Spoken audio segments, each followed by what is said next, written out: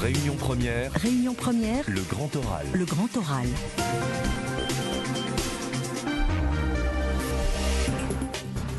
C'est une longue période électorale qui s'ouvre avec dans quelques mois des choix décisifs pour notre avenir.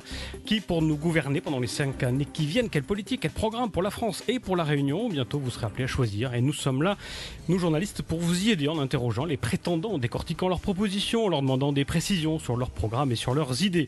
C'est dans cette optique que démarre aujourd'hui l'émission Le Grand Oral de Réunion Première qui proposera entre autres aux candidats à l'élection présidentielle de répondre aux questions de plusieurs journalistes de la presse réunionnaise. La première invitée de ce Grand Oral, c'est Marine Le Pen, présidente du Front National et candidate à la présidence de la République. Madame Le Pen, bonsoir. Bonsoir. Merci de poursuivre votre marathon médiatique réunionnais en venant inaugurer cette nouvelle émission. Pour vous interviewer dans ce studio, Guillaume Kempf du quotidien de la Réunion, bonsoir. Bonsoir. Et Jérôme Talpin du journal de Lille, bonsoir. On est ensemble jusqu'à 19h. Là, on vous propose de structurer cet entretien en plusieurs parties avec d'abord votre stratégie de campagne dans les Outre-mer, votre programme économique et social pour la Réunion et pour la France, votre conception du vivre ensemble et enfin comment et avec qui vous pourriez gouverner. Après quelques mois de silence médiatique, vous avez presque démarré ici, redémarré ici à La Réunion, en tout cas une nouvelle étape dans votre campagne. Pourquoi ici à La Réunion? Est-ce que c'est un bon terrain de campagne pour vous? Non, c'est pas la question. Ici à La Réunion, parce que je pense que c'est en cohérence avec le projet économique qui est le mien. Vous le savez, je l'ai beaucoup travaillé depuis 2012 et il tourne autour de cette grande politique stratégique de la mer que je veux voir choisir par les Français. La première grande politique stratégique, en fait, depuis la conquête spatiale ou le choix du nucléaire, depuis, il n'y a plus rien eu qui était susceptible d'apporter une vision économique nouvelle, des débouchés économiques nouveaux pour notre pays. Nous avons un domaine maritime, certains aujourd'hui le deuxième, certains pensent et espèrent qu'il sera le premier, et c'est la raison pour laquelle inclure et mettre l'outre-mer au centre de cette grande politique stratégique de la mer m'apparaissait être une évidence. Le score du Front National à La Réunion, les scores sont en évolution, 10%, autour de 10% en 2012, lorsqu'il s'agit de scrutins nationaux, mais reste très en dessous des scores réalisés dans l'Hexagone pour les élections locales, en dessous de 3% pour les dernières régionales. Comment vous l'expliquez? Bon, d'abord, il y a incontestablement une vie politique locale qui est cadenassée. On ne va pas se raconter des histoires, tout le monde le sait. Et donc, il est extrêmement... Bon, c'est cadenassé, voilà. Il y a un milieu avec des responsables politiques qui sont toujours les mêmes, qui tiennent des municipalités, des départements, des régions. C'est assez difficile de mettre le pied dans la porte lorsqu'on n'a pas d'implantation locale précédente. Mais ça ne dure jamais. Il y a bien un moment, si vous voulez, où les résultats nationaux finissent par infuser au niveau des territoires et permettre à, je l'espère demain, à des maires Front National de faire leurs preuves, parce que c'est ça que je veux, c'est que les Réunionnais soient capables de découvrir ce qu'une gestion d'un maire Front National est capable de faire, comme en métropole ils ont réussi à le faire. Vous voulez dire qu'on empêche des candidats FN de se présenter dans les collectivités locales? Non, je dis pas ça. Je dis que voilà, il y a des accords, il y a entre les responsables politiques, il y a des responsables politiques qui sont installés bien souvent depuis longtemps et qu'il est difficile quand on n'a pas une structure ancienne de pouvoir, encore une fois, ce que j'appelle mettre le pied dans la porte, c'est-à-dire réussir à faire élire la première personne qui sera capable de démontrer que nous sommes des gens non seulement extrêmement sérieux, mais bénéfiques, y compris sur le plan des gestions, par exemple, municipales. C'est pas d'ailleurs extraordinaire que ce soit le cas, puisque en métropole, c'est aussi difficile, on peut le dire. Hein. On a eu un déficit d'implantation locale, et donc nous avons en réalité eu 12 municipalités cette fois-ci, mais nous n'en avions pas eu depuis très longtemps. Et voilà, après, il y a les départements, les régions, et tout ça, ça permet d'ouvrir la fameuse porte dont je parlais. Justement, dans votre programme, qu'est-ce que vous prenez? Est-ce que vous prenez un État plus centralisateur dans ses relations avec les collectivités locales ou plus de décentralisation, plus d'autonomie, le mouvement qui est en cours depuis plusieurs décennies?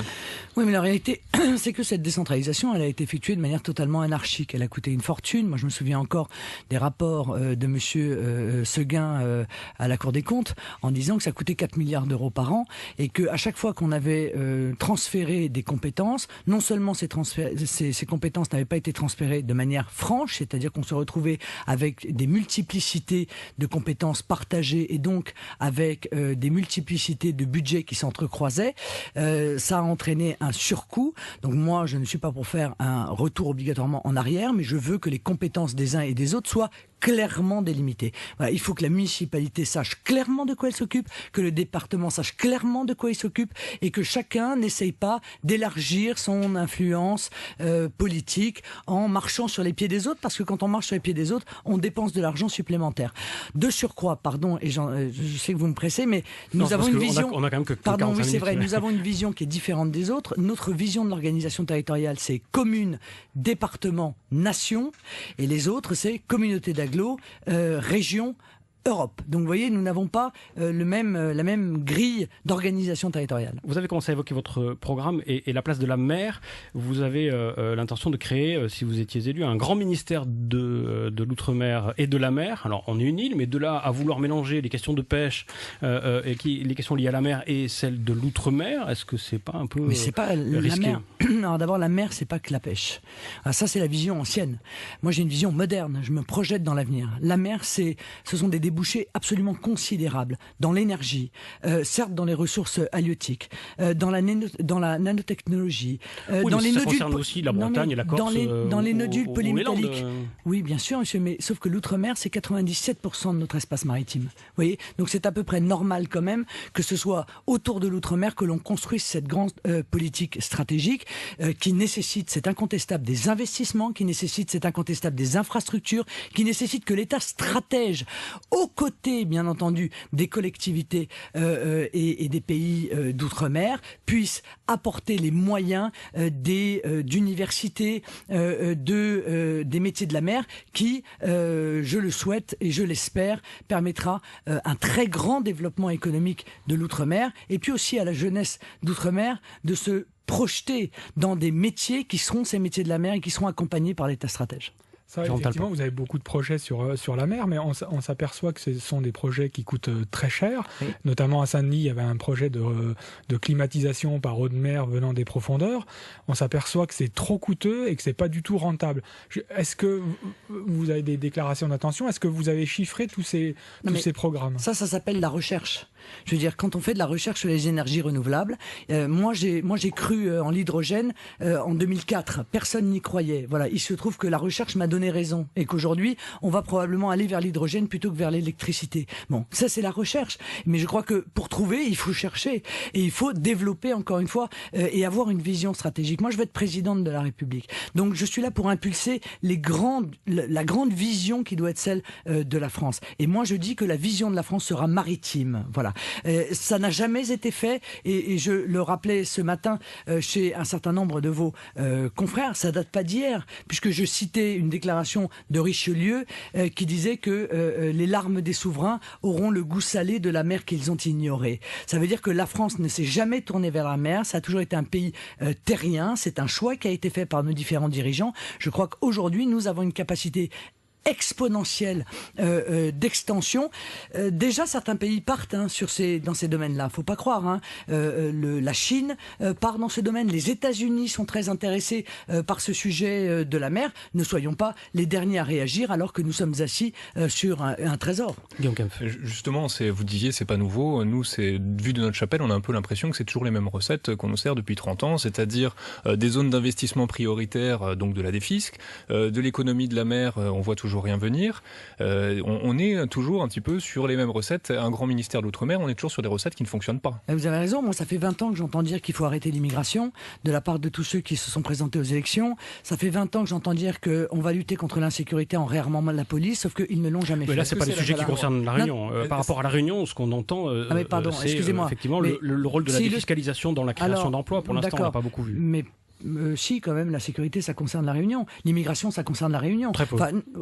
C'est vous qui le dites, mais moi, c'est pas ce que me disent les gens que je rencontre. De l'immigration à la Réunion. Non, mais ce n'est pas ce que me disent les gens que je rencontre. Il n'y a pas de sujet sur l'immigration à la Réunion. Eh ben, écoutez, vous avez l'air d'être très affirmatif. En termes de chiffres. Alors, moi, j'ai rencontré des gens qui m'ont parlé de problématiques migratoires et qui s'inquiètent d'une augmentation de l'immigration à la Réunion. Vous voyez, on ne doit pas fréquenter les mêmes personnes. Il n'y a pas de. Je ne sais pas si vous avez des chiffres. Beaucoup de personnes entre des gens qui qui sont français, c'est-à-dire qui viennent d'un autre département qui s'appelle Mayotte, qui viennent s'installer à La Réunion et que certains considèrent comme encore des immigrés. Non, je crois pas. Je pense qu'il y a des gens qui voient un petit peu plus loin que le bout de leur doigt ou de leur nez et qui se rendent compte que la pression migratoire que fait peser les Comores, notamment sur Mayotte, entraîne un effet domino, c'est-à-dire pousse un certain nombre de Mahorais de plus en plus importants à quitter Mayotte, où ils pensent qu'il n'y a plus d'avenir parce que c'est le chaos, pour venir se réfugier à La Réunion. On voit bien que tout ça entraîne des déséquilibres. C'est pas un problème d'immigration à La Réunion. Non, mais je réponds à cette question-là. Il y a d'autres questions, et l'outre-mer, je suis désolé, la Guyane est tout à fait au centre des problématiques d'immigration. La Martinique a des problèmes d'immigration. La Guadeloupe a des problèmes d'immigration. Donc, je veux dire, il y a des portions importantes de l'outre-mer qui commencent à se rendre compte que l'on ne peut pas en même temps réclamer et c'est justifier la solidarité nationale et en même temps faire preuve d'une générosité sans limite. On ne peut pas quand même comparer la situation à La Réunion avec celle de la Guyane et des Antilles. Bien sûr que non, mais il ne s'agit pas de faire un parallèle absolu et de mettre un trait d'égalité, mais ce sont des problèmes qu'il faut anticiper, parce que quand on ne les anticipe pas, le jour où on se réveille, c'est souvent un peu tard. Je reviens à votre programme sur le développement économique. On a quand même du mal à voir, donc dans ce que vous disiez par rapport à l'économie de la mer, comment ça peut répondre aux enjeux de La Réunion, qui est confrontée à un taux de chômage de 30%.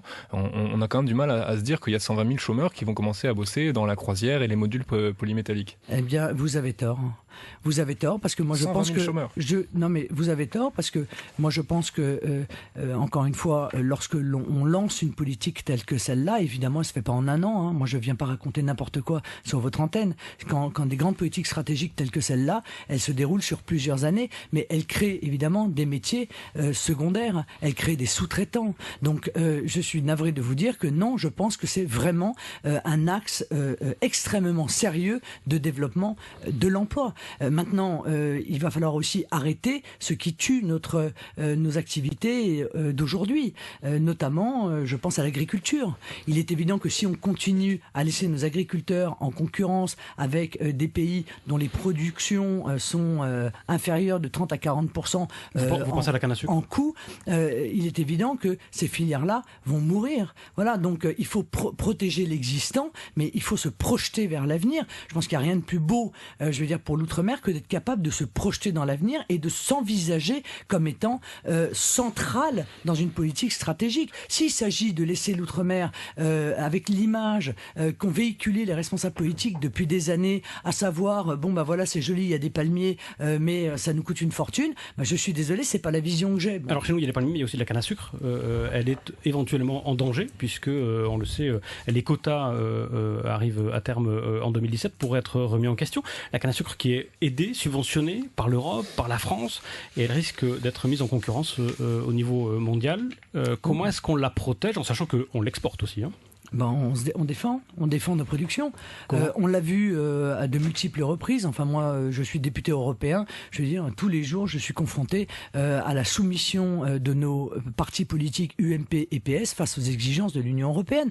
Moi, je m'oppose à cette politique du libre-échange total qui fait qu'on signe régulièrement des accords de libre-échange avec des pays qui sont d'ailleurs des concurrents directs de nos productions et parfois des très, très gros et difficile concurrent. Je pense par exemple à la Nouvelle-Zélande.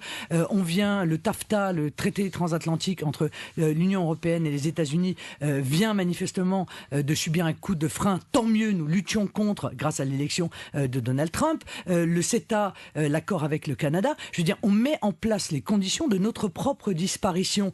Moi, je dis qu'il faut faire exactement l'inverse. Il faut faire du patriotisme économique, il faut faire du protectionnisme intelligent. Il faut que nous puissions venir au soutien, y compris par des aides directes de l'État, ce qui est interdit en l'État par l'Union européenne, au soutien de filières qui sont soit fondamentales en termes d'emploi, soit qui sont essentielles en matière stratégique, c'est-à-dire notamment d'indépendance alimentaire. L'intégralité de l'agriculture française est en train de mourir, je vous le dis. Il n'y a pas que, hélas, la filière canne à sucre. On a un outil ici qui permet de faire un peu de protectionnisme, qui s'appelle l'octroi de mer. Guillaume Kempf, vous avez une question? Oui, j'étais un peu interpellé par votre proposition sur l'octroi de mer, qui est donc qui est d'une sorte sorte de préférence nationale sur l'octroi de mer, donc de ne plus réserver l'octroi de mer à l'ensemble des produits qui arrivent à La Réunion, mais d'en exclure les produits qui arriveraient de France. À La Réunion, on est extrêmement dépendant de tout ce qui provient de France. Est-ce que le fait de faire cette distinction, ça ne balayerait pas toute notre économie locale? Non, moi ce que je veux, c'est changer en réalité le mode de financement des collectivités locales. C'est ça. Parce que je vais vous dire, on va se parler très franchement. Vous donnez aux collectivités locales le soin, c'est elles qui sont bénéficiaires de l'octroi de mer, d'accord? Et vous leur donnez le soin de déterminer le taux et le périmètre. Qu'est-ce que vous pensez qu'il va se passer? Il se passe ce qui se passe aujourd'hui, à savoir que l'octroi de mer ne cesse d'augmenter et que son périmètre ne cesse de s'élargir. Or, il ne répond plus aujourd'hui à ce pourquoi au départ il a été créé, c'est-à-dire éviter quelques productions locales. C'est-à-dire, non mais certes, au milieu de tout cela, il avantage quelques productions locales, mais c'était normalement son objectif principal, c'était précisément d'éviter la concurrence déloyale et protéger les productions locales contre les productions étrangères. Bon, il faut lui rendre cet objectif-là exclusivement. Et qu'est-ce que je dis? Je dis pourquoi est-ce que les collectivités locales de La Réunion ne sont pas financées de la même manière que les collectivités locales métropolitaines? C'est ça la question que je pose. Pourquoi? Parce que regardez dans quelle situation nous nous trouvons. Les Réunionnais payent des impôts. Ces impôts vont dans le pot commun de l'État. L'État paye des dotations globales pour financer, pour permettre le fonctionnement des collectivités locales. Bon, ça, jusque-là, tout le monde me suit. Mais à La Réunion, en plus, la population non seulement paye des impôts pour financer cela, mais de surcroît, elle est obligée de subir les conséquences de l'octroi de mer, dont vous seriez les seuls à me dire qu'elle ne contribue pas. Enfin, elle ne paye pas la TVA, si, quand même. Pas aussi importante que... Oui.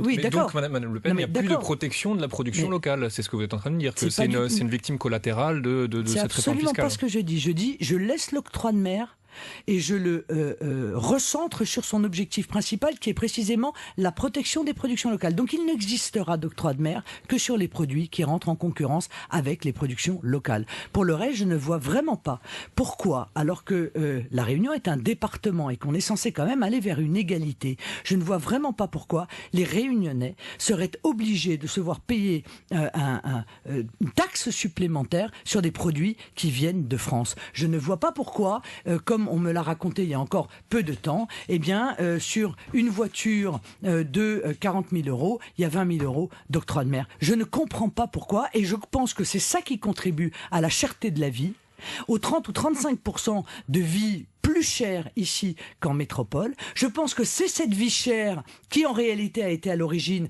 des surrémunérations, qui lui-même est un dispositif qui en réalité contribue à l'inflation du coût de la vie. Donc essayons de briser ce cercle vicieux et essayons, en luttant contre la vie chère, de pouvoir revenir à un fonctionnement qui m'apparaîtrait plus normal. Le financement des collectivités, on le remplace comment? On ne remplace pas une dotation globale de fonctionnement comme les métropoles françaises. Donc par des impôts. Mais comme les métropoles françaises. Mais les Réunionnais payent déjà des impôts. Je veux dire, donc, comme les métropoles françaises, et je veux dire, ce qu'il resterait de l'octroi de mer, c'est-à-dire la portion qui permet de protéger les productions locales, on pourrait très bien en faire un fonds d'investissement, parce que on n'est jamais, évidemment, en manque de nécessité de financement d'investissement sur l'île, qui est un territoire économique contraint quand même et qui a évidemment des désavantages par rapport à la métropole du fait de la contrainte territoriale. Il faut en tenir compte. Il est 18h35. Marine Le Pen est l'invitée du Grand Oral Réunion Première avec Le Quotidien et Le GIR. Vous évoquez souvent dans vos discours l'état catastrophique dans lequel se trouverait la France.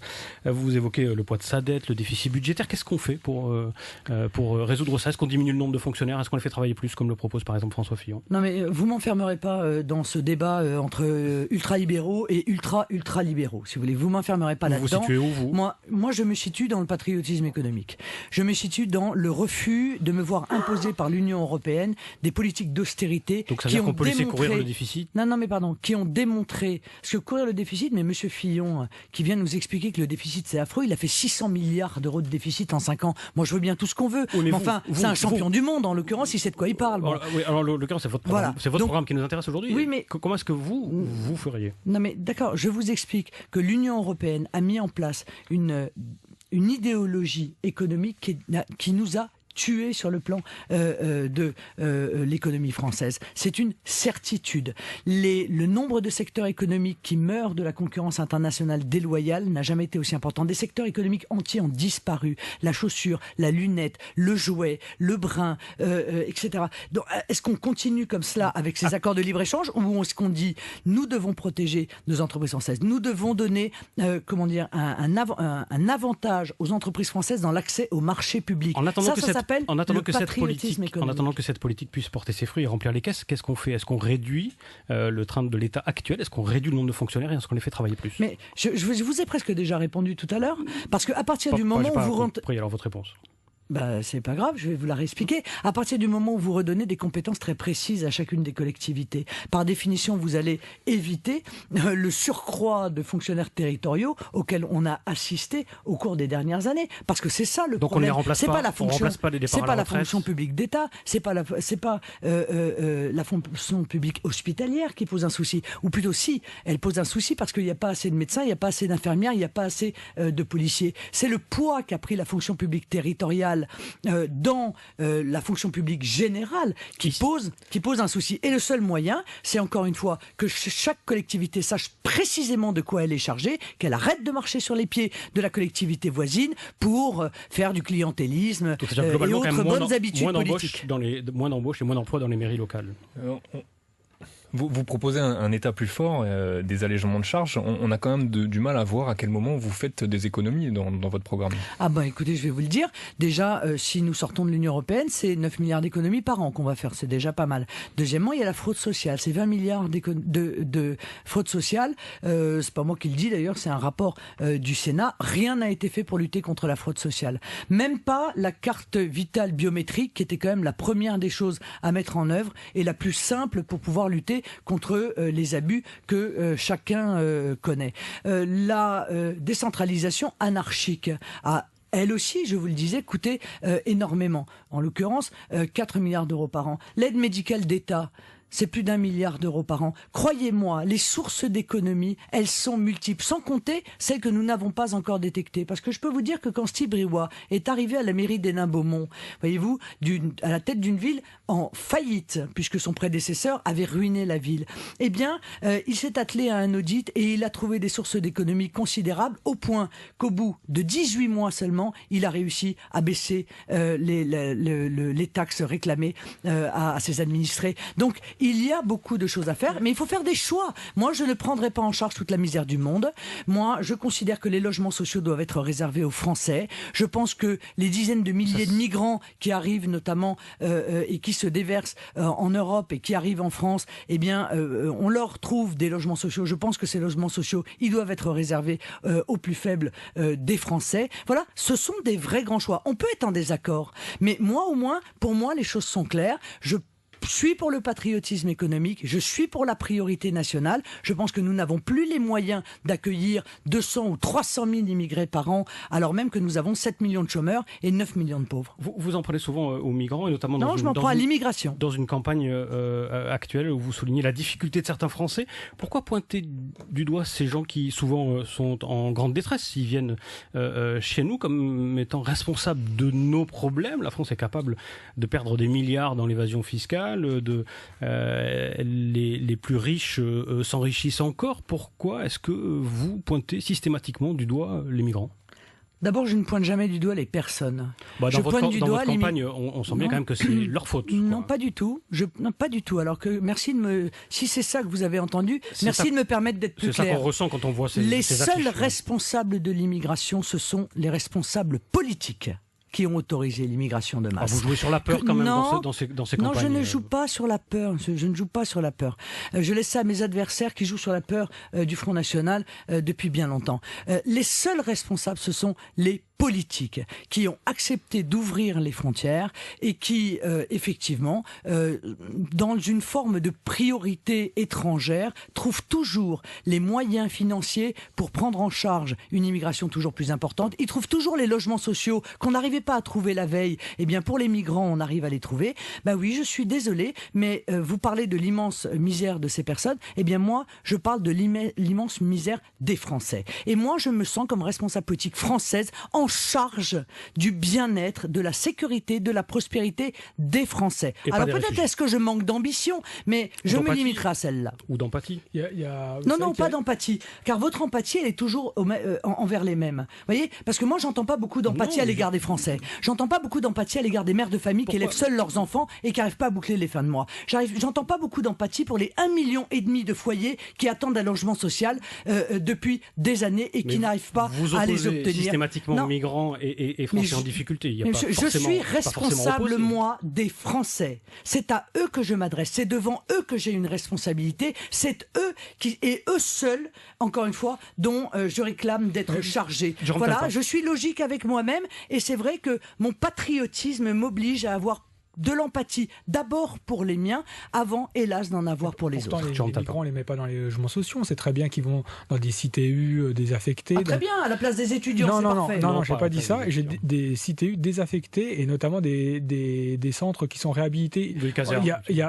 On a bien vu que les migrants ne sont pas dans les logements sociaux. Mais vous plaisantez, j'espère. Non. Mais vous plaisantez. Ils sont là actuellement, on vient d'en mettre dans 1200 villages de France. Vous croyez que dans 1200 villages de France, il y avait des casernes vides et il y avait des gens qui Non, pas du tout, monsieur, pas du tout. Et on a même, je vais vous dire mieux, peut-être vous ne le savez pas, on a même réquisitionné des centres de vacances pour enfants, alors même que l'on ne sait même pas comment on va faire lors des vacances, parce qu'il faudra demander aux migrants de repartir pour que les enfants puissent aller en colonie de vacances. C'est pas vrai. On les a mis dans des centres d'hébergement d'urgence qui normalement sont réservés aux SDF, qui normalement sont réservés aux femmes battues. Non, on les met partout, enfin plutôt ils les mettent partout où ils peuvent les mettre, sans d'ailleurs s'apercevoir de l'appel d'air que ça représente. Non mais d'accord, mais on parle pas de millions de personnes là quand même. On est quand même. Manquerait plus que ça. Il y en a quand même très peu par rapport à l'Allemagne. Non mais écoutez, ne me donnez pas l'exemple de l'Allemagne, parce que l'Allemagne est en train précisément d'abord de nous expliquer qu'ils ont perdu la trace du demi-million de personnes qu'ils ont accueillies chez eux. C'est vrai qu'avec Schengen, comme il n'y a plus de frontières, on peut les retrouver dans n'importe quel autre pays de l'Union européenne, mais il y a en plus de ces nouvelles vagues de migrants, il y a 200 000 étrangers par an qui rentrent en France légalement. Il y a à peu près 100 000 étrangers clandestins qui entrent en France chaque année. Mais vous vous rendez compte de ce que ça représente? Et vous vous rendez compte du poids financier que représente la prise en charge de la santé, la scolarité? Ça reste moins important que la fraude fiscale. Vous savez aussi, il y a des études économiques très sérieuses, pas très orientées. Non, pas très sérieuses. C'est l'université de Lille, croyez-moi, c'est pas très sérieux. Attendez, laissez-moi poser ma question. Je sais de quoi vous allez me parler, c'est pour ça. Non, il y a des études qui montrent que l'immigration a un effet positif sur la croissance en France, et notamment pour des secteurs très particuliers qui sont la restauration et le BTP. Pour vous, c'est des... Non, j'ai dit notamment, j'ai pas dit... Mais oui, mais je vais vous expliquer pourquoi. Pour vous, c'est des inepties. Non, mais c'est pas que ce sont des inepties, c'est ignoble. Parce qu'en fait, de quoi on parle, cher monsieur? On parle de la délocalisation sur place. C'est-à-dire que l'immigration sert à peser à la baisse sur les salaires. Et on se dit, comme on n'arrive pas à trouver des gens qui sont payés avec un lance-pierre, c'est pas grave, on va faire venir des immigrés qui, eux, vont travailler avec des salaires qui sont dérisoires, dans le BTP, dans la restauration. Vous croyez que c'est cette vision-là que j'ai de la société, moi? Mais je ne veux pas de cela. Mais vous avez d'ailleurs, mais monsieur, mais c'est faux. D'ailleurs, je vais vous dire, il n'y a pas un responsable politique qui va vous dire, l'immigration, ça fait de la croissance, il faut donc plus d'immigration. C'est ça en fait la réalité. Eh bien je ne crois pas cela. Je crois que c'est un poids qui est considérable, en partie d'ailleurs un poids financier qui est en partie camouflé parce qu'évidemment l'étendue des déséquilibres est très important.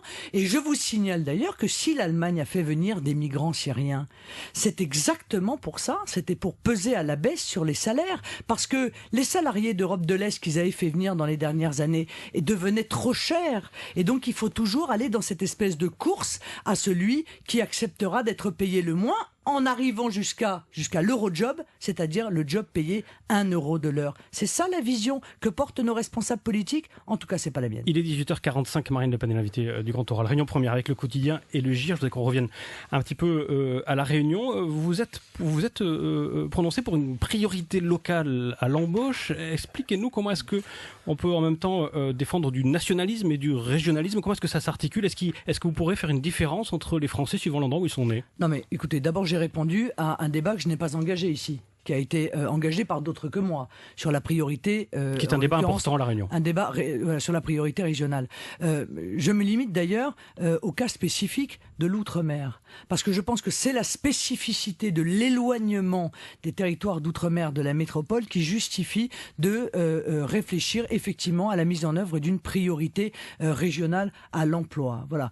De manière générale, vous savez, je suis pour une priorité nationale à l'emploi, mais je pense que il est quand même plus facile d'expliquer à un jeune homme qui vit à Paris que s'il n'y a pas de boulot à Paris, il faut aller en Alsace, que d'expliquer à un jeune Réunionnais qui n'a pas de boulot, bah écoute, si t'es pas content, t'as qu'à aller dans la Creuse. Voilà. Vous comprenez bien que dans ces conditions, je trouve quand même pas illégitime que les jeunes Réunionnais puissent avoir une sorte de priorité d'accès à l'emploi pour pouvoir vivre sur leur île. Voilà, il faudra faire évoluer la loi, il faudra faire sortir la Réunion du droit commun. Non, pas du tout. Il n'est absolument pas question de faire sortir la Réunion. Et la priorité locale, l'embauche pour l'instant, c'est pas légal. Commun. Oui, d'accord. Mais encore une fois, moi je me présente à la tête de l'État, c'est pas pour ne rien changer. C'est pour évidemment mettre en œuvre le projet sur lequel j'aurais été élu. Donc il faudra faire évoluer la loi. Mais je vous dis très clairement, il faudra même faire changer la Constitution pour mettre en œuvre la priorité nationale à l'emploi et au logement. Mais ça me pose aucun souci. Nous ferons évoluer la Constitution puisque j'aurais été élu en partie sur cette position. Guillaume Kempf.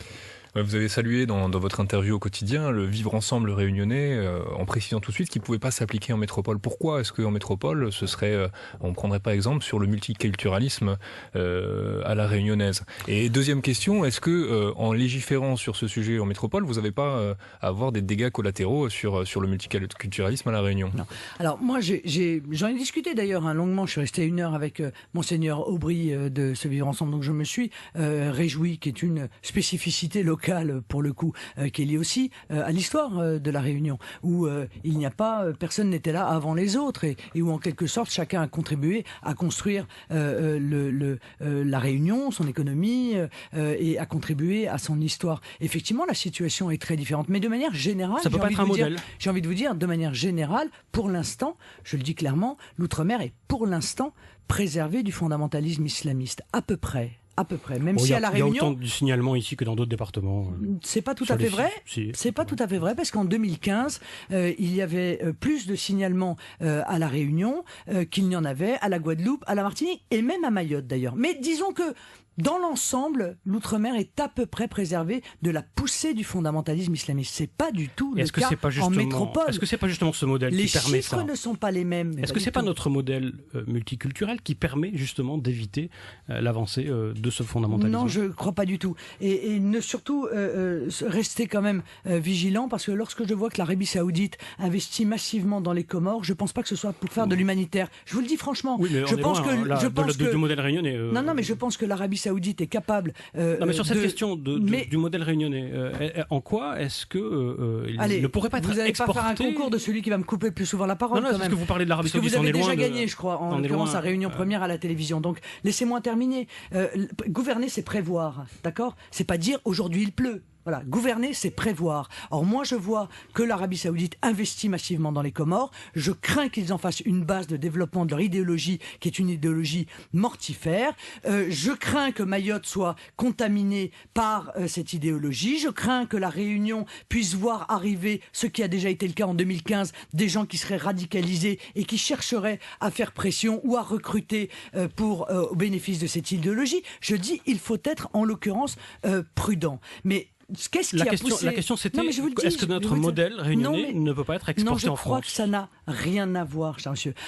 En métropole, et pas en France, ici aussi on est en France, en métropole, il se trouve que nous avons subi une immigration massive, que le caractère anarchique et massif de cette immigration lors des 20 dernières années a permis le développement d'un communautarisme qui n'existe pas ici. Il n'y a que 10% d'immigrés en France, c'est pas... Qui n'existe pas. On ne peut pas parler d'invasion. Non, monsieur, ça n'est pas vrai, car il y a un nombre de naturalisations qui est considérable chaque année, qui fait devenir français des gens comme Koulibaly, comme Kouachi, permettez-moi, ça veut dire dire qu'il n'y a aucun critère. Voilà. Ça veut dire que le droit du sol fait que, eh bien, vous devenez quasiment automatiquement français. Moi, je suis contre ce modèle. Je pense que pour être français, il faut le mériter et que quand un type comme Kouachi ou comme un type comme Koulibaly arrive à 18 ans avec un casier judiciaire long comme le bras, eh ben, à ces gens-là, il faut qu'on soit capable de dire non, monsieur, vous ne répondez pas aux critères pour devenir français. Donc, je termine ma phrase quand même. L'immigration massive entraîne le communautarisme.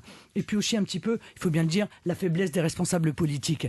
Le communautarisme est le terreau sur lequel prospère le fondamentalisme islamiste. C'est ça qui a fait ce cocktail dramatique, pas seulement en métropole, en Belgique, en Suède et dans un certain nombre d'autres pays européens. Et je peux vous dire que je pense honnêtement qu'ici, il n'y a pas de communautarisme. J'en ai discuté, encore une fois, avec Monseigneur Aubry. Il n'y a pas de communautarisme, il n'y a pas de revendication communautariste. Et donc, c'est l'absence de communautarisme à La Réunion qui, en réalité, permet ce vivre ensemble, permet cette cohésion de la société réunionnaise. Et ce qui a tué le cancer qu'on a laissé se développer en métropole, qui est le cancer du communautarisme, et dont dont les responsables politiques portent la responsabilité, est incontestablement un des éléments du chaos que nous sommes en train de vivre. Chacun peut vivre ici sa religion, sa culture, à côté des autres, sans que ça pose de problème. Ce modèle-là est plutôt protecteur et fonctionne plutôt bien. Et quand vous légiférez sur le voile, est-ce que ça tombe pas à plat à La Réunion, par exemple? Pardon? Si vous devez légiférer sur le voile, par exemple, est-ce que ça va pas tomber à plat à La Réunion, ou c'est quelque chose qui est accepté? Peut-être ça va tomber à plat à La Réunion. Mais La Réunion est un département français. Si la France s'effondre, La Réunion s'effondrera aussi, voyez-vous. Or, je pense que la métropole est aujourd'hui confrontée à un danger absolument majeur, qui est le développement de cette idéologie fondamentaliste. Que celle-ci s'est développée au travers de toute une série d'associations, de réseaux, de structures culturelles, bien souvent d'ailleurs financées avec l'argent public, par exemple celle des frères musulmans, et que nous devons protéger, préserver la France de cela. Nous devons le faire avec fermeté, avec autorité, avec des mesures qui trancheront radicalement avec ce qu'on a pu connaître par le passé. Et je pense que compte tenu de ce danger, chacun est quand même capable de comprendre la nécessité de prendre à bras le corps ce problème. Donc ça devra s'appliquer ici à La Réunion, le voile, les minarets, tout votre arsenal sur... Il n'a jamais été question, en l'occurrence, de supprimer des minarets. Il ne s'agit de pas en construire.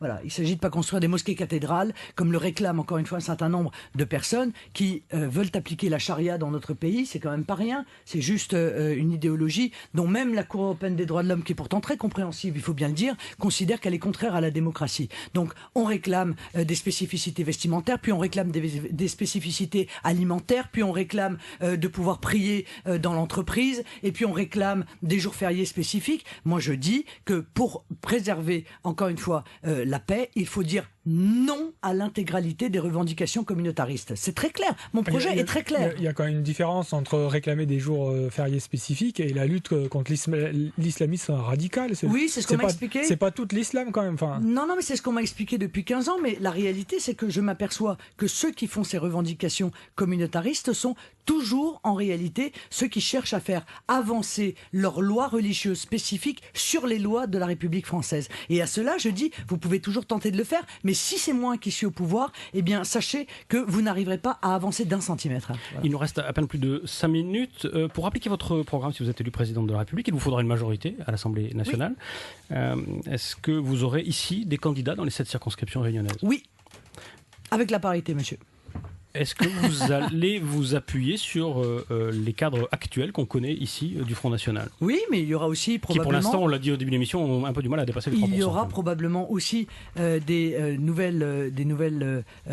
visages, des nouveaux visages, des nouveaux profils que vous découvrirez. Et si j'en crois l'accueil que j'ai reçu à La Réunion, je pense que nous pouvons, aux élections présidentielles, faire véritablement un très bon score. On a l'impression qu'il y a un souci quand vous, sur votre nom, vous réunissez 10-31% à la présidentielle, les candidats locaux dépassent difficilement les 2%. Vous avez un problème pour trouver des têtes d'affiche ou des candidats crédibles, non? Non, je crois qu'encore une fois, c'est le problème de l'implantation locale. Nous avons vécu ça en métropole pendant de longues années. Et encore une fois, à partir du jour où ça se déclenche, où le pied est dans la porte, eh bien, la porte s'ouvre. Et à ce moment-là, on peut envisager un développement exponentiel de notre présence dans les collectivités, qu'elles soient d'ailleurs municipales, départementales ou régionales. Il n'y a pas aussi un souci d'image avec certains de vos représentants locaux qui à chaque fois sont très agressifs quand ils prennent la parole?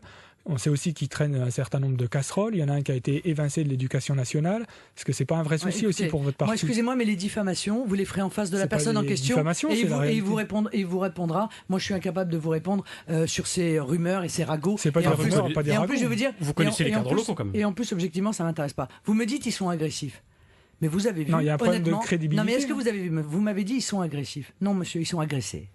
Ils sont agressés, ils sont pas traités comme les autres. Ça, c'est une réalité. Et quand je vois la manière dont j'ai été traité sur votre antenne télé et sur l'antenne télé de votre concurrent, eh bien, je comprends en effet qu'ils avancent dans des conditions extrêmement difficiles. Et ils défendent leurs idées politiques dans des conditions extrêmement difficiles. Alors, je pense que le mieux, ce serait de permettre à l'ensemble des Réunionnais de traiter tout le monde de la même manière et de laisser les Réunionnais choisir en fonction des idées qui sont portées par les uns et par les autres. Ça, ce serait le respect, je crois, à l'égard des Réunionnaises et des Réunionnais. Guillaume Kemp. Donald Trump, qui vient d'être élu, a annoncé qu'il ne se verserait pas de salaire. Est-ce que vous allez l'imiter si jamais vous êtes élue présidente? Limiter quoi? Imiter Donald Trump. Imiter Donald Trump. Oui, enfin, j'ai pas la situation financière de Donald Trump, croyez-moi. J'aimerais bien, ça me permettrait de financer ma campagne présidentielle, puisque les banques françaises refusent de me prêter, alors qu'elles prêtent à l'UMP, au Parti Socialiste, et même à Mélenchon. Vous voyez, même lui, il a trouvé une banque. Moi, je n'arrive pas à trouver de banque française qui accepte de financer ma campagne présidentielle. Donc, voilà, je suis pas milliardaire, c'est le moins qu'on puisse dire. Vous dénoncez souvent un système médiatique, vous l'avez fait encore il y a un instant, qui lutterait contre vous. Si vous arrivez au pouvoir, qu'est-ce que vous pourriez mettre en œuvre pour que ça change? Oh, rien, vous savez, je suis très rassuré. Je pense que si nous gagnons, il y a déjà une grande partie de ce système médiatique qui probablement retournera sa veste. Il y a une question qu'on n'a pas abordée tout à l'heure, sur laquelle j'aimerais bien revenir, c'est sur la place du créole. Est-ce que le créole réunionnais doit prendre une place plus importante, pourquoi pas dans l'administration, dans l'éducation? Est-ce qu'il faut l'institutionnaliser un petit peu pour le protéger, pour le faire vivre? Non, je pense qu'il vit très bien précisément sans être officialisé. Je pense qu'il y a une constitution française. La langue de la République française, c'est le français. Ça veut dire qu'il est parlé dans les assemblées. Ça veut dire que les documents administratifs sont rédigés en français. Ça n'empêche pas les langues régionales d'exister. Ça n'empêche même pas qu'elles puissent être enseignées. C'est le cas en Corse, c'est le cas en Bretagne. Mais moi, je suis opposé à l'institutionnalisation des langues régionales parce que je pense que la langue est un élément de lien. Et que ça n'est pas au moment où précisément ce lien est attaqué, fragilisé, qu'il faut contribuer à le fragiliser en revenant sur cette disposition constitutionnelle. Très rapidement, Guillaume Kemp, il nous reste moins d'une minute. Oui, globalement sur votre vision de l'outre-mer, on a un retour d'un État centralisateur, on a une vision de souveraineté, de maritime. Qu'est-ce qui nous garantit, nous, qu'on va pas revenir à une certaine France ultramarine des années 60, un peu de bon temps des colonies? Mais pourquoi centralisateur? C'est faux. Moi, je pense que toutes les politiques économiques de la Réunion doivent être envisagées avec les élus locaux, avec les acteurs économiques. J'ai rencontré le président de la CCI, j'ai discuté pendant 1 heure avec le conseil municipal du tampon. Pas du tout. Moi, j'ai pas du tout cette vision-là où l'État arrive et impose. Je pense que, par exemple, ce qu'il restera de l'octroi de mer devra évidemment être évalué avec les collectivités territoriales, avec les acteurs économiques pour savoir comment protéger au mieux les productions locales de la Réunion. Non, ce que je dis, c'est que ce que je dis encore une fois, le fait de vouloir donner une dotation globale de fonctionnement n'est pas un élément c'est pas pour vous couper, de recentralisation. C'est vraiment l'heure de rendre l'antenne. Oui, merci Marine Le Pen d'avoir été Merci de m'avoir invité. Merci beaucoup.